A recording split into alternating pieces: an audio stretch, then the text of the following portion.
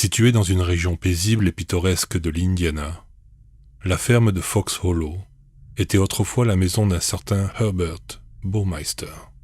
Selon les apparences, Baumeister était un homme d'affaires prospère, un père de famille dévoué et un pilier de la communauté, même s'il était surnommé Weird Herb. Pourtant, au milieu des années 90, les autorités ont découvert quelque chose d'horrible dans les bois derrière la ferme. Herb, ou Herbert Richard Baumeister, est né le 7 avril 1947 dans la ville d'Indianapolis, dans l'État d'Indiana, aux États-Unis. Sa mère est Elizabeth Baumeister et son père, Herbert Baumeister, est docteur. Il est l'un des 4 enfants d'une famille modeste. Les Baumeister ont une maison dans le quartier Butler-Tarkington d'Indianapolis, non loin de l'université de Butler. Le quartier est proche de l'hôpital méthodiste, où le docteur Baumeister exerce en tant qu'anesthésiste. Au dire de tous, la famille est très appréciée, et selon les apparences, semble tout à fait normale selon les critères les plus courants.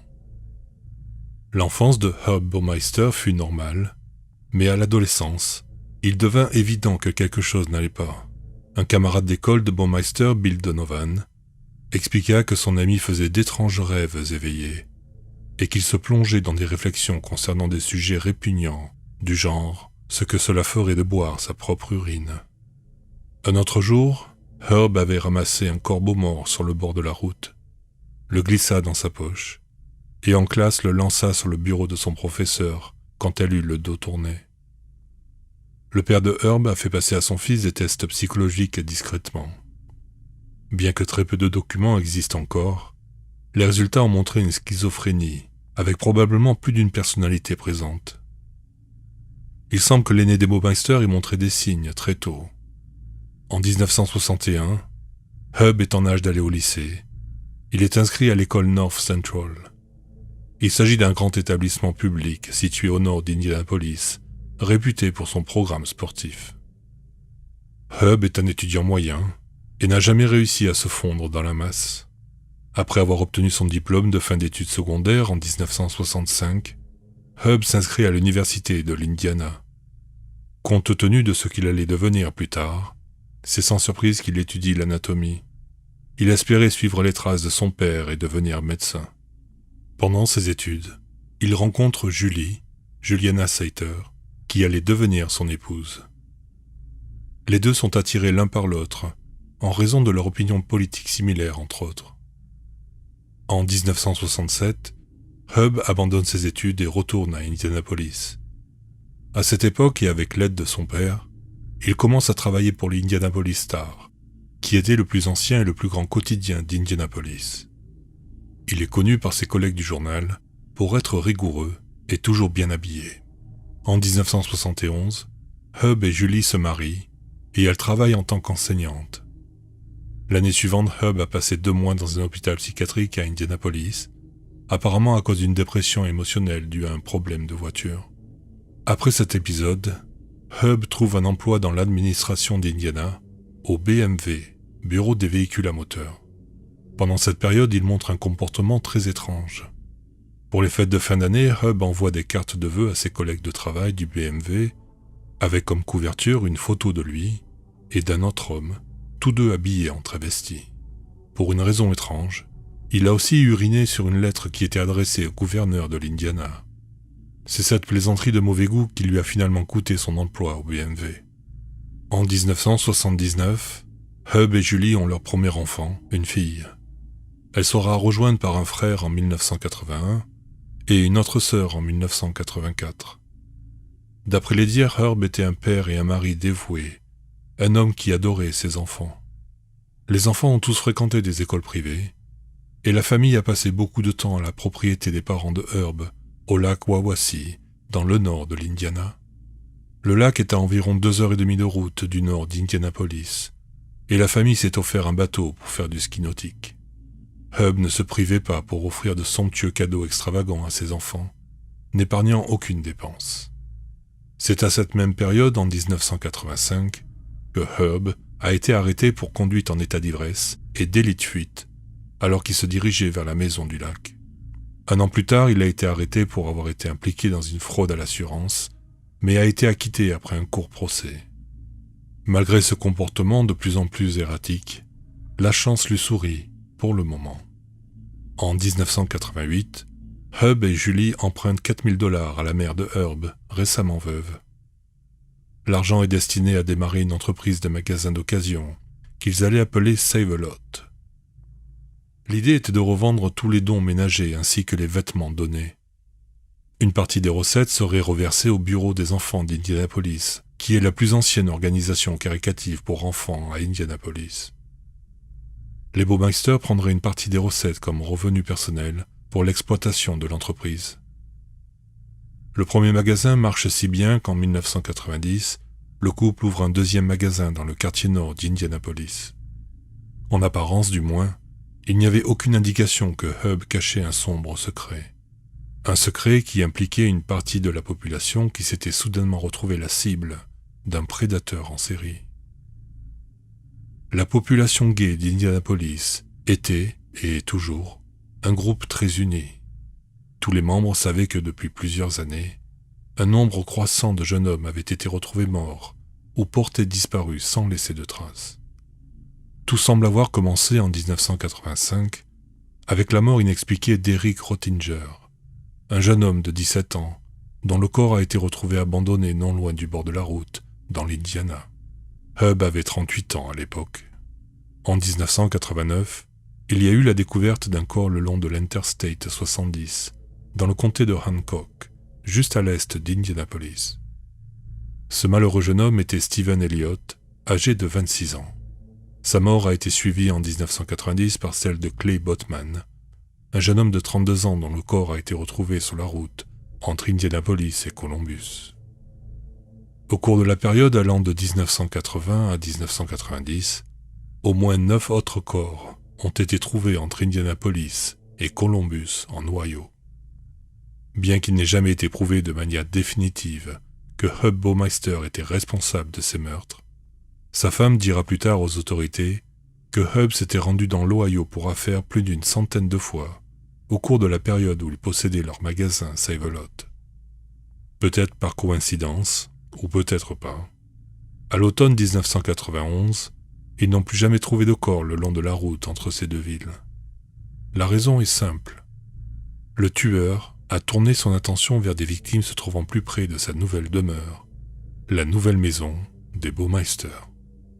En 1991, après plusieurs années de prospérité avec leur magasin d'occasion Save-A-Lot, Hub et Julie Baumeister se sont mis à la recherche d'une nouvelle maison. Ils tombent rapidement sur une annonce de propriété qui semble absolument parfaite. Le domaine s'appelle la ferme de Fox Hollow et s'implémente sur 3,5 hectares. Ils aimaient le fait qu'il soit situé loin de la grande ville et que leurs enfants auraient beaucoup d'espace pour jouer. Heureusement pour eux, il se trouve que le propriétaire actuel était motivé pour vendre. Le prix demandé n'était que $979 000, ce qui est une très bonne affaire pour une propriété si grande. Le propriétaire actuel a accepté de vendre la ferme sous contrat, en acceptant un modeste acompte et la promesse d'un paiement intégral dans les 5 ans. Cet arrangement était parfait pour la jeune famille. La vie était belle à la ferme Fox Hollow. Les enfants s'épanouissaient dans des écoles privées et l'entreprise familiale se portait bien. Pendant ce temps, dans les bars gays du centre-ville d'Indianapolis, les jeunes hommes continuaient de disparaître. Le mois de mai 1993 a vu les disparitions de Michael Riley et Johnny Bayer. Puis ont suivi en juillet 1993 Jeffrey Jones et Richard Hamilton, et en août 1993 par Alan Livingston. Beaucoup soupçonnaient qu'un tueur en série était à l'œuvre. Un tueur en série qui ciblait les jeunes hommes gays, ceux qui n'avaient pas d'attache de préférence et ne manqueraient à personne. Ce prédateur a été autant actif en 1994. En avril, Stephen Hale a disparu. Juin et juillet ont marqué les disparitions d'Alain Broussard et Roger Alan Goodlet.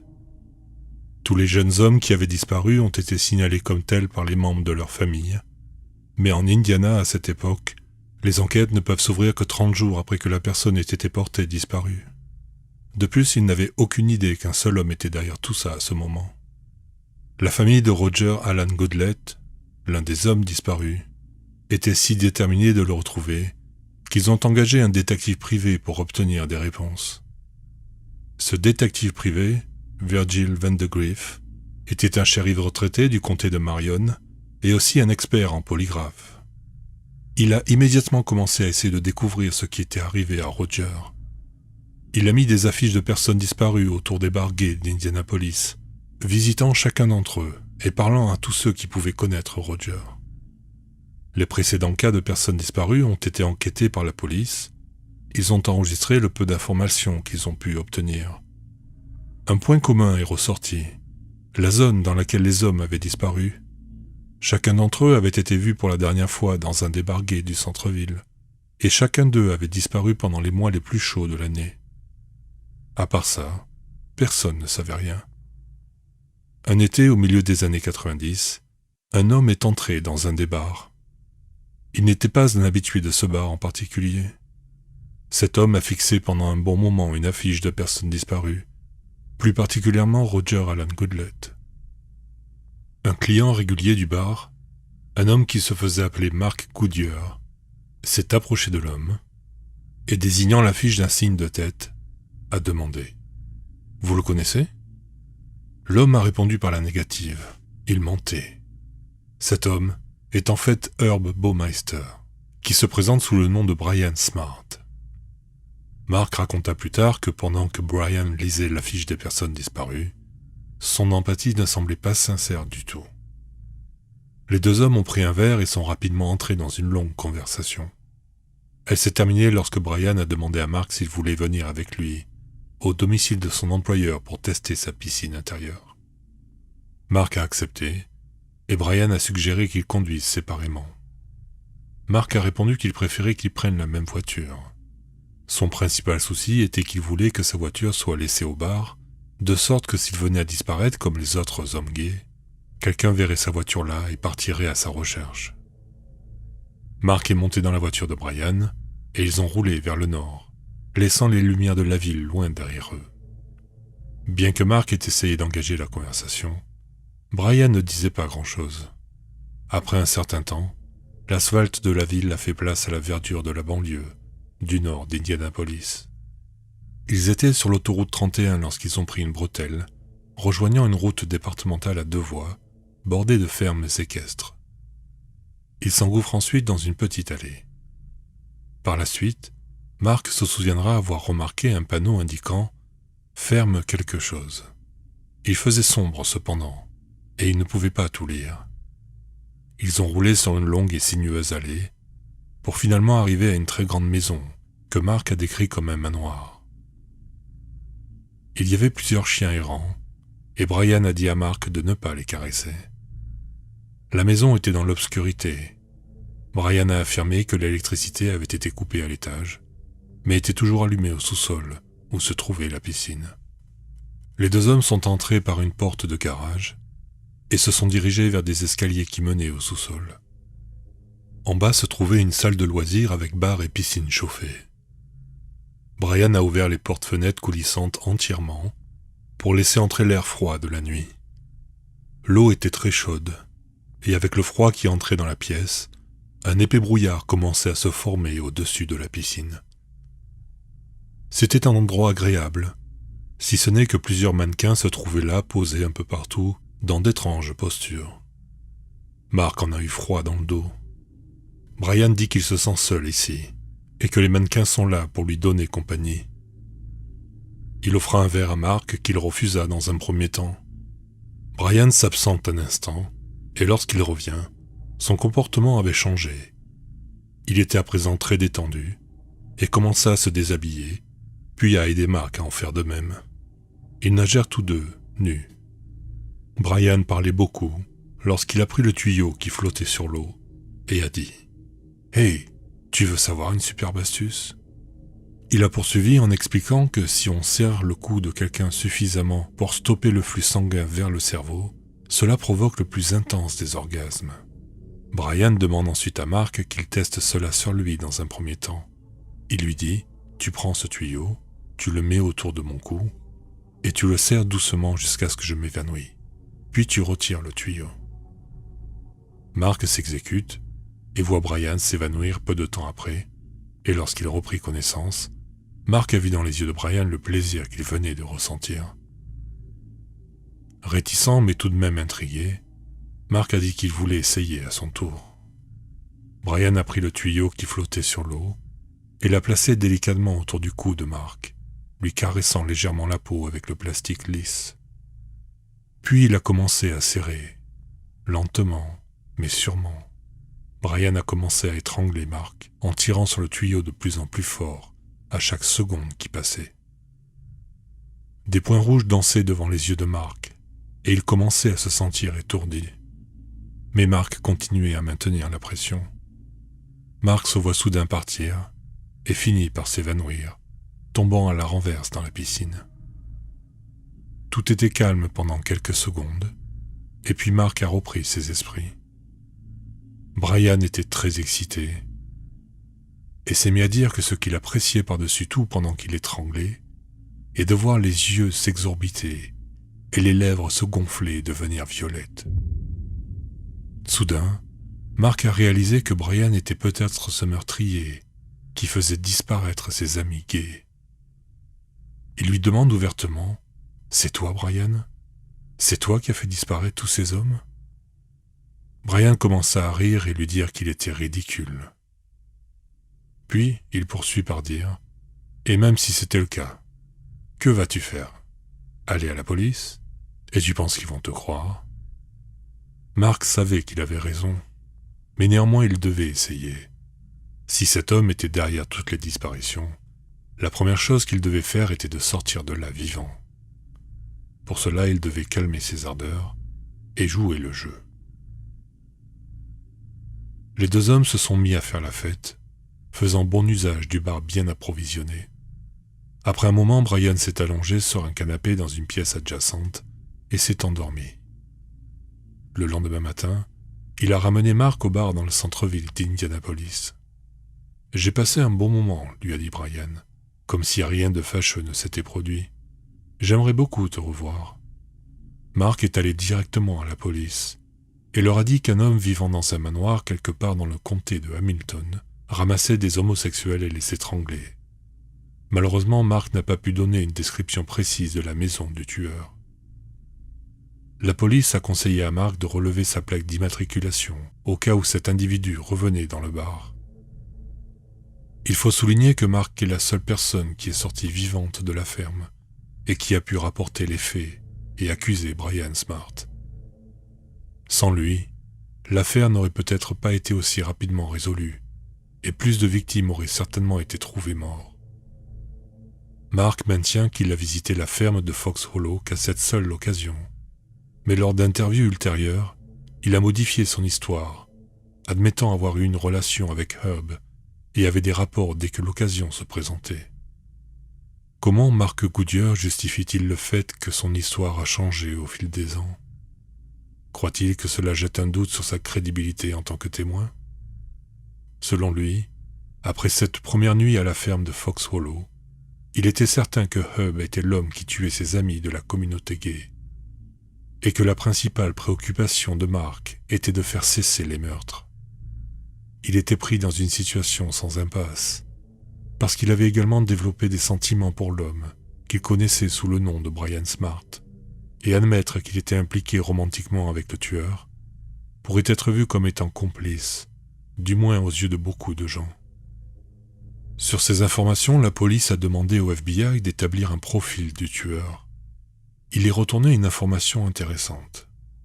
Le FBI croit que la personne en question est bisexuelle et a pour fétichisme l'asphyxie en tout genre.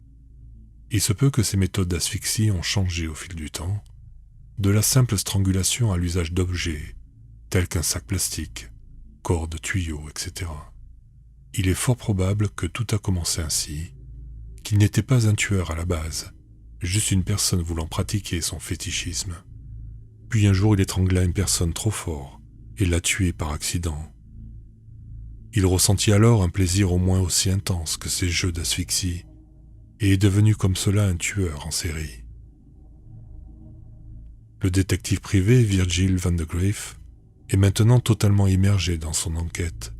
Il ne pouvait s'empêcher de remarquer qu'un schéma plutôt inquiétant se renouvelait pour chacune des victimes. Plus il creusait, plus il en venait à croire qu'un tueur en série opérait dans le centre de l'Indiana, s'attaquant principalement sur les membres de la communauté gay. Virgil van de Graaf a longuement interrogé Mark et a glané le plus d'informations possible sur l'endroit où il avait été emmené cette nuit-là. Mark Goodyear lui a dit qu'il s'agissait d'une grande propriété, avec une longue allée et une clôture pour les chevaux. Sur cette information, il s'est déplacé dans tous les alentours au sud du comté de Hamilton, où il pensait que Mark Goodyear avait pu être. Malheureusement, il y avait tellement de fermes d'élevage de chevaux dans cette région que Virgil van de Graaf n'a tout simplement pas pu la localiser. Il est même allé jusqu'à obtenir des photos aériennes du bureau du géomètre du comté pour les montrer à Mark. Cependant, son seul témoin oculaire n'était pas sûr que ce soit vraiment le bon endroit. Il était de retour à la case départ. Van de Graaf et les officiers de police ont donné le même conseil à Mark Goodyear. Si Brian revient dans le bar, alors quoi qu'il arrive, tu dois obtenir sa plaque d'immatriculation. L'hiver 1994 s'est passé sans le moindre progrès concernant l'affaire des personnes disparues. Mark Goodyear avait fini par se dire qu'il ne reverrait plus jamais Brian, lorsque le printemps venu, il le voit réapparaître au bar. Mark se sentait mal à l'aise, à l'idée de se faufiler dehors, sous l'œil attentif de Brian afin d'obtenir son numéro de plaque d'immatriculation. Il a donc demandé à un ami d'aller le noter.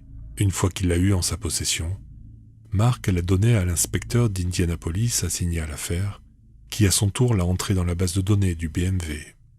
La voiture est enregistrée au nom d'un certain Herbert Baumeister, dont l'adresse est la ferme de Fox Hollow. Enfin, ils tenaient là leur première piste, dans une affaire qui avait déjà duré plusieurs années. Les détectives ne perdent pas de temps et se rendent directement à l'entreprise de M. Baumeister pour l'interroger. Une détective, Mary Wilson, de la police d'Indianapolis, est affectée à la division des personnes disparues. Elle avait étudié plusieurs dossiers, mais jusqu'à présent n'avait pas été capable de les relier entre eux. Maintenant, avec les renseignements de Virgil van de Graaf et de Mark Goodyear, puis de la piste très solide fournie par le numéro de la plaque d'immatriculation, il est temps d'interroger Baumeister. Marie se rend au magasin Save-A-Lot sur West Washington Street à Indianapolis. Elle entre et s'approche du comptoir. Une employée demande comment elle peut l'aider. Marie demande à parler à M. Baumeister. L'employé répond qu'il est derrière le magasin et qu'elle serait heureuse d'aller le chercher. Hub surgit de l'arrière-salle et s'approche de Marie. Il la salue de manière amicale, lui offrant une poignée de main. Elle demande tout de suite à Baumeister s'il fréquentait les bars gays d'Indianapolis. Hub a très rapidement et catégoriquement nié avoir jamais mis les pieds dans un bar gay. Elle a répliqué avec le fait qu'ils avaient de nombreuses personnes qui ont témoigné le contraire, et qu'elle avait obtenu son numéro de plaque d'immatriculation de l'un de ces mêmes témoins. À ce moment-là, visiblement secoué par la confrontation, Hub a finalement admis que oui, il a en fait visité les bars de temps en temps, mais que sa famille n'était pas au courant. Marie pense que sa réaction est peut-être justifiée. Après tout, lui et sa femme étaient mariés depuis 25 ans, et ils avaient 3 enfants. Marie lui a dit qu'à ce moment-là, elle enquêtait sur la disparition d'hommes qui avaient été enlevés dans ces bars, et elle pensait qu'il pouvait savoir quelque chose ou être impliqué. « Pouvons-nous faire des recherches sur votre propriété ?» a-t-elle demandé sur le ton le plus raisonnable. À ce stade, Baumeister s'est tu. Il a nié catégoriquement toute implication dans les disparitions et dit à Marie que si elle avait d'autres questions, elle devrait être adressée à son avocat. L'avocat de Herb était un avocat de la défense pénale très connu à Indianapolis. Tout citoyen d'Indianapolis de haut rang qui avait des problèmes juridiques l'appelait généralement en premier. Mary Wilson a appelé le bureau de l'avocat et lui dit qu'elle aimerait fouiller la propriété de Herbert Baumeister. L'avocat répond qu'il n'a aucune idée de qui peut bien être Herbert Baumeister. Perplexe, Marie retourne au magasin Save-A-Lot pour confronter Herb. Mais il lui répond une fois de plus « Parlez à mon avocat ». Hub répète le nom de l'avocat pour la seconde fois, insistant sur le fait que l'avocat le représentait en effet. Marie appelle à nouveau le cabinet d'avocats et s'exaspère d'obtenir la même réponse. Personne au cabinet d'avocats n'a entendu parler d'Herbert Baumeister. À la troisième visite, Hub a entre-temps réussi à faire envoyer un chèque de provision au cabinet d'avocats. « Non, insiste l'avocat, vous ne pouvez pas fouiller la propriété de M. Baumeister. »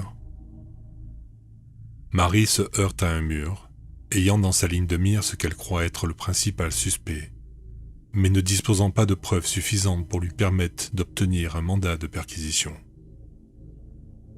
Cherchant une nouvelle approche, Marie contacte le docteur Noroki, un anthropologue légiste réputé de l'université d'Indianapolis. Elle lui demande des conseils sur la façon dont elle pourrait jeter un coup d'œil à la propriété sans y mettre les pieds. Le docteur a suggéré une étude aérienne. Cela lui permettrait d'avoir une vue de la propriété depuis les airs et, si elle avait de la chance, de voir d'éventuels lieux de sépulture. Un hélicoptère de la police est dûment réquisitionné et Marie, accompagnée du docteur, s'aventure à survoler la propriété des Baumeister. L'hélicoptère était équipé d'une caméra infrarouge afin de détecter la chaleur émise par d'éventuels corps en décomposition récemment enterrés. Le pilote de l'hélicoptère les a emmenés au-dessus de la maison et du terrain en se concentrant sur les bois derrière la maison principale. Malheureusement, rien n'a été visible. Soit il n'y avait pas de corps là-bas, soit cela faisait trop longtemps qu'un corps n'avait été déposé dans cette zone. Une fois de plus, Marie se trouvait devant une impasse et devait trouver un autre moyen. Après la visite de la police à son magasin, Hub a dit à sa femme qu'un ancien employé mécontent le harcelait en faisant de fausses déclarations à la police et qu'ils devaient tous les deux être très prudents. C'est la meilleure excuse qu'il a pu trouver pour justifier que la police l'interroge. Sa femme l'a évidemment cru, vu que cela semblait tout à fait plausible au vu de l'ancienneté de l'entreprise. Pendant l'hiver, en 1995, leur fils, jouant dans les bois derrière la maison, a trouvé un squelette humain couché dans les sous-bois, situé à seulement 15 mètres du patio arrière. Et bien entendu, le garçon a pris un grand plaisir à mettre le crâne au bout d'un long bâton et l'utiliser pour faire peur à ses sœurs. Leur mère a exigé de savoir où exactement il l'avait trouvé. Lorsqu'il lui a dit qu'il traînait dans les bois, elle a insisté pour qu'il l'emmène à cet endroit. Julie arrive et bien entendu elle voit un ensemble d'ossements d'apparence humaine. Elle décrira plus tard que c'était comme si quelqu'un s'était allongé et était mort. Choquée par la macabre découverte de son fils, elle était très anxieuse de demander à Hub ce qu'il en était quand il rentra à la maison plus tard dans la nuit. À la minute où il a franchi la porte, elle a immédiatement demandé à Herb ce qu'il en était. Se remettant du choc soudain d'être confronté devant la preuve de ses crimes, Hub a très vite expliqué qu'il s'agissait de l'ancien squelette anatomique de son père. Il était dans le garage jusqu'à récemment, Hub l'a rassuré. Et alors qu'il n'était pas sûr de savoir comment il s'est retrouvé dans les bois derrière la ferme, il dit qu'il allait s'en débarrasser. Lorsque Julie est retournée une semaine plus tard, le squelette avait disparu. Elle n'a pas eu de mal à croire son mari, car après tout, Hub collectionnait tout et n'importe quoi, et il ne jetait rien. Elle ne s'est pas posé d'autres questions, ce qui est regrettable, parce que si Julie s'était aventurée dans les bois derrière la ferme de Fox Hollow, elle aurait vu qu'il y avait d'autres corps dans l'attente d'être découverts. L'inspectrice Mary Wilson ne progressait pas dans son enquête.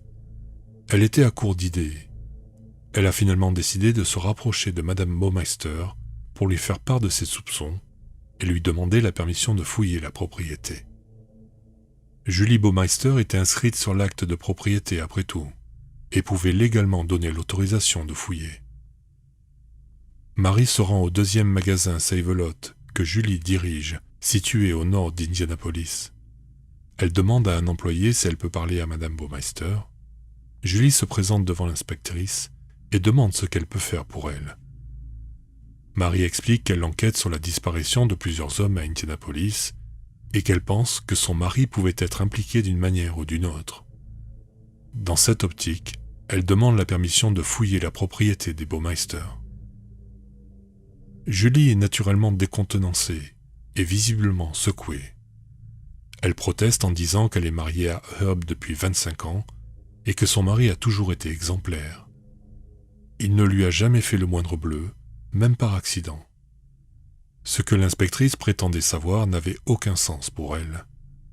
Bien qu'elle ait dû avoir des soupçons concernant le comportement de son mari, renforcés par la découverte des ossements derrière Fox Hollow, elle a néanmoins remballé Mary Wilson en disant « Trouvez des preuves et je serai ravi de vous faire une visite guidée ». Mais à moins qu'un mandat de perquisition valide soit établi, Julie n'allait tout simplement pas coopérer. Ce soir-là, Julie a parlé à Herb de la visite. Avec dédain, il a réitéré que tout cela était dû à un employé vindicatif qui voulait lui faire du mal. Malgré l'image d'une vie de famille heureuse qu'Herb et Julie donnaient pour les enfants et le monde extérieur, sous la surface, les premières fissures de cette façade idyllique commençaient à se former. Julie Baumeister vivait dans l'ombre de son mari. Elle s'en remettait toujours à lui, mais cela ne lui plaisait pas. Plus d'une fois, le couple se sépara, plus ou moins brièvement. La maison elle-même semblait adopter l'attention du couple dans ses murs. Les voisins et les associés en affaires qui pénétraient dans Fox Hollow se souvinrent par la suite que les pièces étaient encombrées et négligées. Les Baumeister manquaient d'ordre, ou plutôt l'ignoraient. Le terrain si soigné de la maison est à présent envahi de mauvaises herbes. Derrière la porte de leur chambre, leurs problèmes conjugaux ne s'arrangeaient pas. Selon un enquêteur, Herb Baumeister et son épouse n'eurent pas plus de 6 relations sexuelles durant leurs 25 années de mariage. Et Julie Baumeister ne vit presque jamais son époux nu. Il s'habillait dans la salle de bain, et lorsqu'il se mettait au lit, il portait toujours un pyjama. Son corps maigrichon lui faisait honte. Cela aurait peut-être dû indiquer à Julie Baumeister que quelque chose n'allait pas. Mais elle lui faisait totalement confiance, malgré leurs problèmes conjugaux.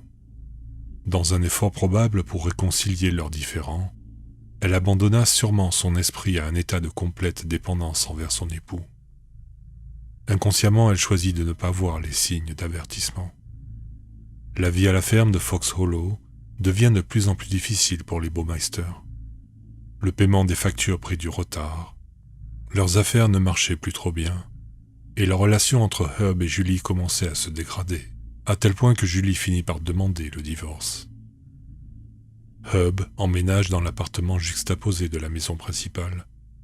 Il y avait une entrée et une salle de séjour séparées, qui étaient destinées à accueillir les beaux-parents et d'autres visiteurs qui restaient dans la demeure. À présent, c'était la nouvelle maison du maître de maison lui-même. Il n'est pas difficile de comprendre pourquoi Herb et Julie étaient sous tension. La tranquillité d'esprit est difficile à obtenir quand la facture d'électricité n'a pas été payée depuis un certain temps et que les traites de la maison sont en retard. De plus, quelque chose de plus sombre planait dans l'esprit de Julie. Le squelette que son fils avait trouvé dans les bois derrière la maison, quelque chose dans le passé de Herb et ses sautes d'humeur de plus en plus fréquentes la harcelaient. Elle sentait le danger, et voyant sa vie se délier un peu plus chaque jour, elle décide d'appeler son avocat et a transmis les informations qu'elle avait sur son mari, disant qu'elle était maintenant prête à coopérer avec la police. Herb s'est rendu à la propriété du lac avec leur fils, et donc Julie a estimé que c'était le moment opportun pour que la police vienne et fouille la propriété. Comme la propriété des Baumeister se trouve dans le comté de Hamilton, et que les personnes disparues étaient du comté de Marion, le shérif du comté de Hamilton a été dûment informé. Le shérif a envoyé un inspecteur pour rencontrer Julie et son avocat à la ferme de Fox Hollow. Le détective était au courant de l'enquête en cours sur l'implication possible de Herb Baumeister dans la disparition des hommes d'Indianapolis. Comme pour la police, le shérif du comté de Hamilton n'a pas grand-chose si ce n'est des spéculations.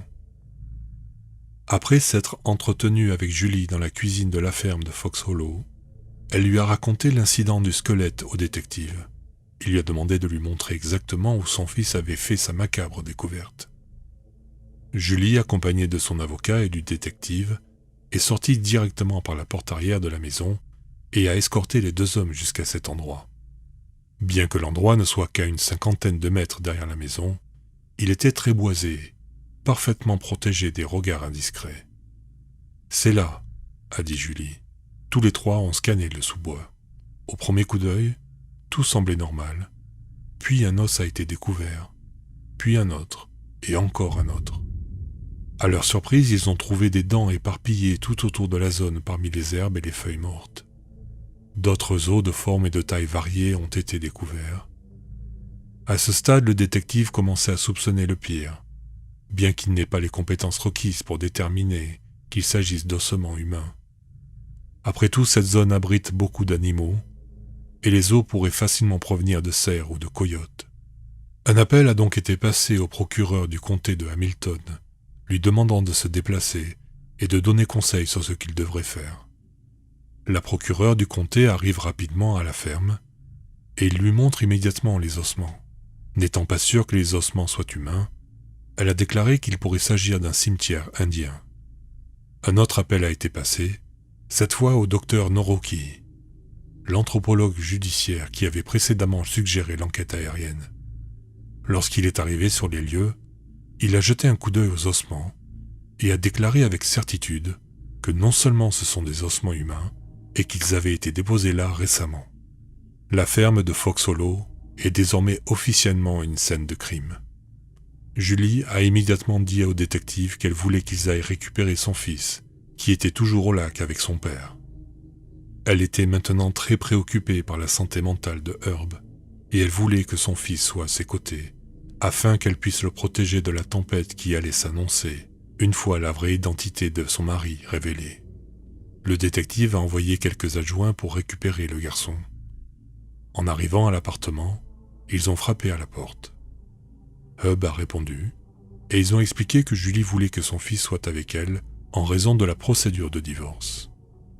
Le jeune homme était à juste titre contrarié d'avoir été enlevé de son père par les forces de l'ordre, mais Herb était bien trop malin pour en faire un problème. Bien qu'il n'ait rien mentionné au sujet des recherches sur sa propriété et qu'aucune question n'ait été posée, Herb était tout de même conscient de ce qui se passait. Dès le moment où il a posé les yeux sur les policiers en uniforme, il a su que son petit jeu était sur le point d'être terminé. Quand les adjoints sont arrivés à la ferme avec son fils, la première question que Julie leur posa est « Où est Herb ?» Le shérif et le procureur ont déterminé que plus de preuves étaient nécessaires avant qu'ils puissent arrêter Herb.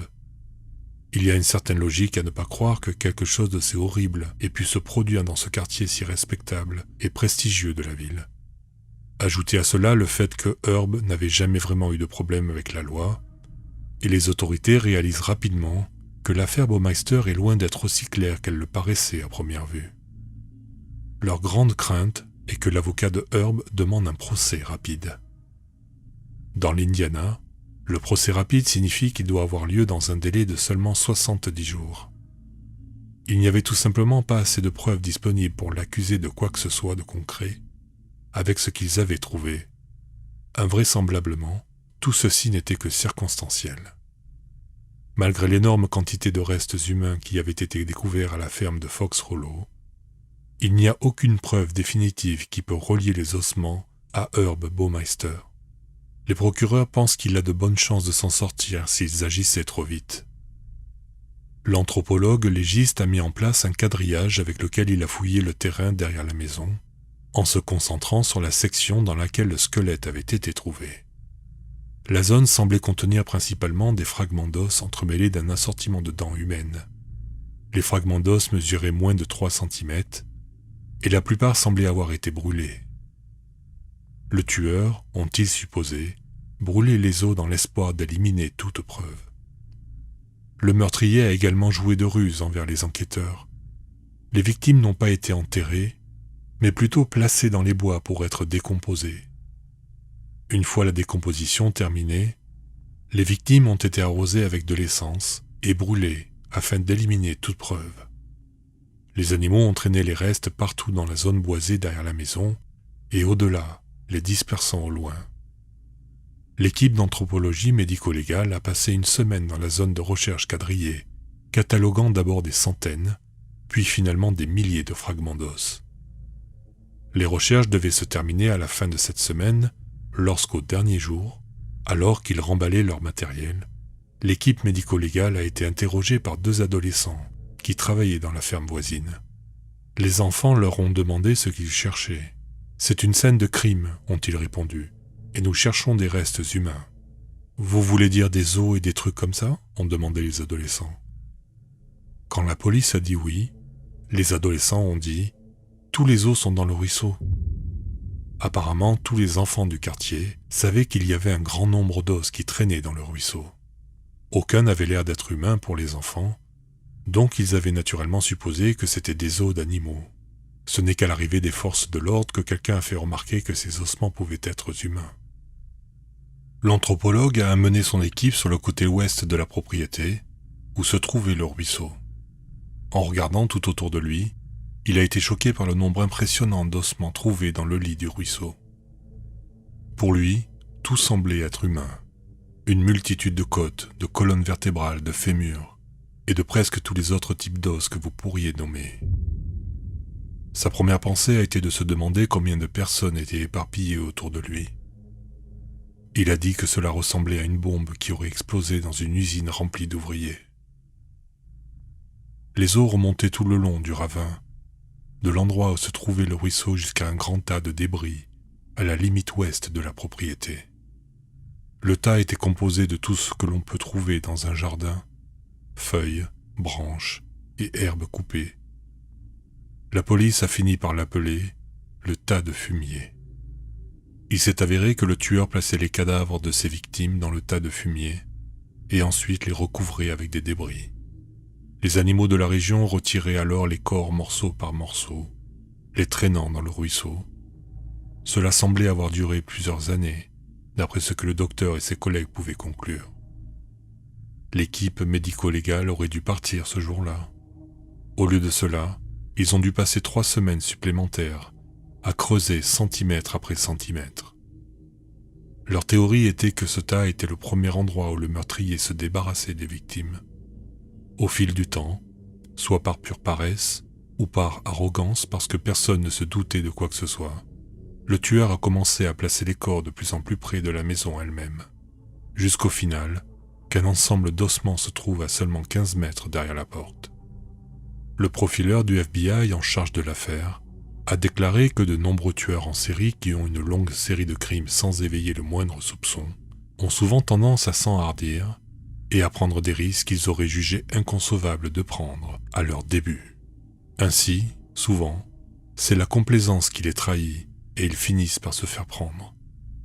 Au total, environ 5500 os et fragments d'os ont été retrouvés dans les 2 zones. L'anthropologue a identifié 11 premiers métacarpiens qui provenaient tous de main gauche. Par définition, cela signifie qu'il y avait au moins 11 mains gauches et donc au minimum 11 victimes. Il y avait de fortes chances pour qu'il y ait beaucoup plus que 11 victimes. Afin d'essayer d'identifier ces victimes, des échantillons d'ADN doivent être prélevés sur des membres de leur famille proche.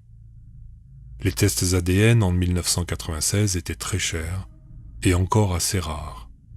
Le coût par échantillon était de 1 200 $ et devait être payé personnellement plutôt que par les autorités, ce qui signifiait que les membres de la famille devaient trouver cette somme considérable pour comparer son ADN à celui de l'un des ossements qui ont été trouvés à la ferme. Un effort de l'équipe d'anthropologie a réussi à réduire le coût à 650 $ par test, une réduction importante, mais toujours hors de portée pour de nombreux foyers. Au total, les restes de 8 individus ont pu être identifiés. En raison du grand nombre d'os et de fragments d'os, on a estimé que le nombre total de victimes à la ferme se situait probablement entre 17 et 20. Comme on pouvait s'y attendre, personne ne s'est présenté pour dire que son proche était probablement parmi les disparus. La plupart des victimes étaient de passage et avaient peu de lien avec la ville d'Indianapolis. C'était exactement pour cette raison que Herb Baumeister les avait choisis. Il savait qu'une fois disparus, il y avait de fortes chances que personne ne parte à leur recherche. L'affaire de la ferme de Fox Hollow était la plus importante de ce type aux États-Unis.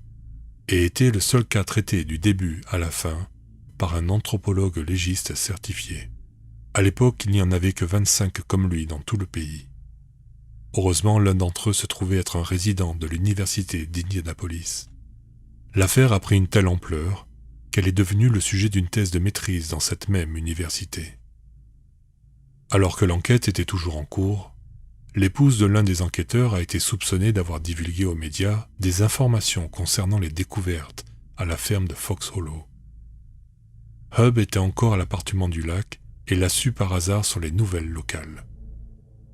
À présent, il savait avec certitude absolue que le jeu était fini. Il ne pouvait plus revenir en arrière. Il perdait le contrôle de sa vie. Il ne voyait pas d'autre option que de fuir. Après avoir emballé quelques affaires, Herb a conduit sa Buick grise vers le nord, passant par Détroit et traversant la frontière du Canada, s'arrêtant pour téléphoner à son frère, en lui demandant de lui envoyer de l'argent. Au milieu de sa longue route vers le Canada, Herb s'est arrêté et s'est garé sous le pont d'un viaduc pour dormir pendant quelques heures. Un officier de la gendarmerie royale du Canada le réveilla, frappant à la fenêtre et lui disant qu'il ne pouvait pas s'arrêter là, car l'endroit n'était pas très sûr. Alors qu'il jetait un coup d'œil sur le siège arrière de la voiture, le policier a remarqué une grande quantité de cassettes vidéo. En soi, ce n'était pas particulièrement suspect, et l'officier n'avait aucune raison de détenir Herb plus longtemps ou de fouiller sa voiture. Rien de plus n'a été dit, et donc Herb est parti. On ne peut s'empêcher de se demander quel était le contenu de ces cassettes, qui apparemment étaient si importantes que Herb Baumeister a jugé nécessaire de les emporter avec lui, alors que presque tout ce qui avait de la valeur a été laissé derrière lui. Certains ont émis l'hypothèse qu'il a pu filmer les meurtres avec des caméras cachées. Dans ce cas, il aurait pu se débarrasser des preuves. Nous ne le saurons probablement jamais, car ces cassettes n'ont jamais été retrouvées. Bien qu'un nombre important de cassettes VHS ait été confisquées dans le sous-sol de la ferme de Fox Hollow pendant l'enquête sur le meurtre, l'un des officiers de police chargé de la lourde tâche de tout les regarder a déclaré qu'il n'avait jamais regardé autant d'épisodes de la série télévisée Dallas de toute sa vie. Herb a finalement trouvé son chemin vers le parc provincial de Pinery, qui se trouve sur les rives du lac Huron. Choisissant un endroit avec vue magnifique, il s'est rendu vers une zone de pique-nique sablonneuse à proximité de l'eau et s'est assis. Prenant un stylo, il a écrit une lettre de suicide dans laquelle il s'excuse d'avoir laissé sa famille dans la ruine et d'avoir fait ce qu'il allait bientôt devenir, un gâchis horrible dans un si bel endroit. Dans une étrange tournure des événements, l'homme qui avait assassiné un nombre incalculable de jeunes hommes et disposé leur corps de la manière la plus brutale qu'il soit, a pris la peine de préciser dans sa lettre qu'il n'avait mis qu'une seule balle dans le barillet du pistolet, de sorte que si un enfant se promenait par hasard et le trouvait après que Herb se soit tué, il ne se blesserait pas accidentellement. Herb a terminé la note en écrivant qu'il allait manger un sandwich au beurre de cacahuètes et ensuite aller dormir. Des nombreux meurtres qu'il avait commis, Herb n'a pas écrit un mot. Dans ce qui aurait pu être une reconnaissance sournoise de sa célébrité post-mortem imminente, Herb signe la lettre par « The Herb Baumeister », puis pose le papier avec précaution et sort son arme. Plaçant le canon contre son front, il appuie sur la gâchette. Il existe des histoires contradictoires sur la façon dont il a été retrouvé. La première personne à découvrir son corps a affirmé qu'il n'y avait pas de pistolet sur les lieux. Cela a été directement contredit par le shérif du comté d'Hamilton, qui a déclaré qu'ils avaient récupéré l'arme à feu auprès des autorités canadiennes. À ce jour, les histoires et les mythes abondent concernant la scène de mort de Herb. Certaines d'entre elles sont presque devenues des légendes urbaines. Une histoire prétend qu'il a été trouvé au centre d'un symbole occulte, qui a été dessiné dans le sable entouré par les corps de plusieurs oiseaux morts. D'autres ont affirmé que Herb ne s'est pas tué du tout, mais plutôt qu'il a été forcé d'écrire sa propre lettre de suicide, sous la menace d'une arme, avant que quelqu'un d'autre, son complice, a tiré le coup fatal. Dans l'Indiana, Julie Baumeister et ses enfants sont à la ferme de Fox Hollow. Et tôt ce matin-là, Julie a reçu un appel de son avocat, qui lui annonce que son mari a été retrouvé mort sur une plage au Canada. La cause de la mort était un seul coup de feu, et toutes les preuves indiquent un suicide. Naturellement, elle et les enfants étaient dévastés. Pendant toutes ces années, Herb avait été un père aimant et un bon père de famille. Julie et ses enfants n'étaient-ils pas victimes de cette tragédie également? Peu après, Julie Baumeister et ses enfants déménagent dans une autre maison qu'elle possédait encore à Indianapolis. La ferme de Fox Hollow fut dûment restituée à ses propriétaires, ceux qui l'avaient vendue sous contrat aux Baumeister au départ. Bien que la police ne soit jamais parvenue à prouver définitivement que Herb Baumeister avait tué tous ces hommes, il n'y avait pas d'autres suspects crédibles dans cette affaire. Une autre théorie montre qu'il semble tout à fait plausible que Herb soit responsable de la série de meurtres dans lesquels les corps de plusieurs jeunes hommes ont été trouvés jetés le long de diverses routes dans l'Indiana et l'Ohio au cours des années 1980. Avec le recul, nous savons maintenant qu'il n'avait pas seulement le mobile mais aussi l'opportunité de commettre ces crimes. Les victimes venaient d'Indianapolis et avaient été étranglées à mort. Comme ces meurtres ont précédé les disparitions des gays venant des bars d'Indianapolis, dont les victimes finissaient à la ferme de Fox Hollow, il semble tout à fait juste de spéculer que les premiers meurtres étaient le fait d'un tueur en série qui se faisait les dents au début de sa carrière. Il est probable que comme il ne soulevait aucune suspicion à son égard, Herb Baumeister soit devenu de plus en plus laxiste et trop sûr de lui. C'est pourquoi il a fini par se sentir à l'aise de tuer ses victimes dans la cave de sa propre maison. Baumeister a été surnommé Herbert le pervers Baumeister, l'étrangleur de l'Inter-État 70 et le tueur en série de la ferme Fox Hollow. Baumeister a insinué devant Mark Goodyear qu'il avait tué entre 50 et 60 personnes. Mais encore une fois, rien n'a été prouvé, et l'histoire s'arrête là, avec la mort de Herb Baumeister, emportant ses secrets dans sa tombe.